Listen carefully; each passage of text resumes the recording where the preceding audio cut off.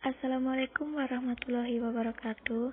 Kami dari kelompok 7 yang beranggotakan Mutiah, Muzari, dan Nurma ingin membahas tentang kebijakan moneter dalam perspektif Islam. Yang pertama pengertiannya yaitu kebijakan moneter adalah kebijakan pemerintah untuk memperbaiki keadaan perekonomian melalui pengaturan jumlah uang beredar. Yang kedua, kebijakan moneter terbagi menjadi dua golongan. Yang pertama yaitu kebijakan moneter ekspansif atau monetary expansive policy adalah suatu kebijakan dalam rangka menambah jumlah uang yang beredar.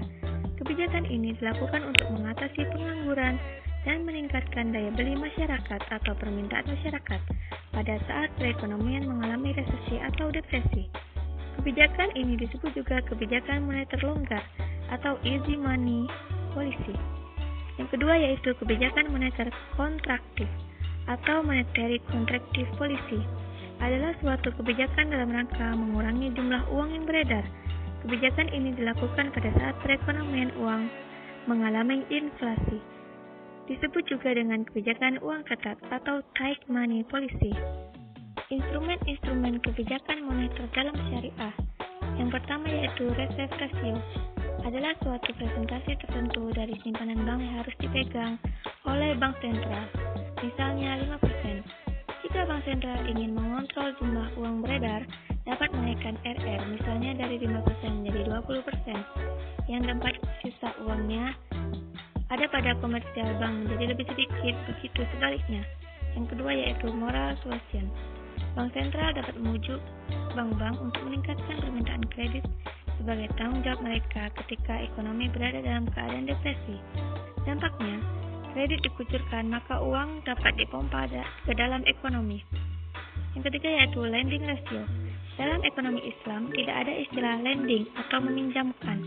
Lending ratio dalam hal ini berarti qardul hasan atau pinjaman kebaikan.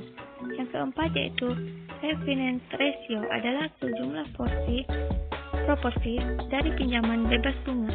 Ketika refinance ratio meningkat, pembiayaan yang diberikan meningkat, dan ketika refinance ratio turun, bank komersial harus hati-hati karena mereka tidak didorong untuk memberikan pinjaman. Selanjutnya yaitu tentang kebijakan moneter. Profit sharing ratio. Rasio bagi keuntungan profit sharing ratio harus ditentukan sebelum memulai suatu bisnis. Bank sentral dapat menggunakan profit sharing ratio sebagai instrumen moneter, di mana ketika bank sentral ingin meningkatkan jumlah uang beredar, maka rasio keuntungan untuk nasabah akan ditingkatkan.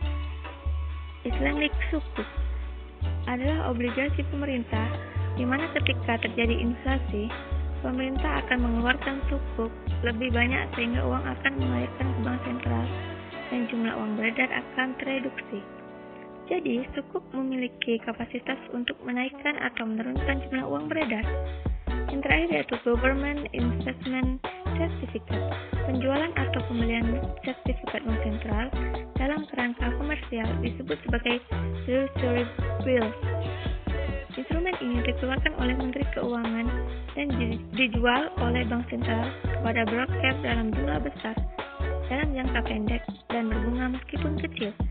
Treasury bills ini tidak bisa diterima dalam Islam, maka sebagai penggantinya diterbitkan pemerintah dengan sistem bebas bunga yang disebut GIC atau Government Instrument Certificate. Alhamdulillah. Terima kasih semuanya telah menonton video kami. Semoga ilmunya bermanfaat. Wassalamualaikum warahmatullahi wabarakatuh.